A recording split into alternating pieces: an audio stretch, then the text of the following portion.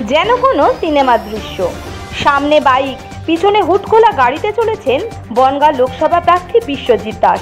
এ দৃশ্যের সাক্ষী রইল হরিণঘাটার সাধারণ মানুষ। সেখানে দেখা গেল বিশ্বজিৎ দাসকে বাদ্যযন্ত্রের সাথে। উচ্ছ্বাসিত জনতার ভিড় তাদের প্রিয় প্রার্থীকে সামনে পেয়ে। আপনাদের জন্য রইল সেই সব মুহূর্তের কিছু ঝলক।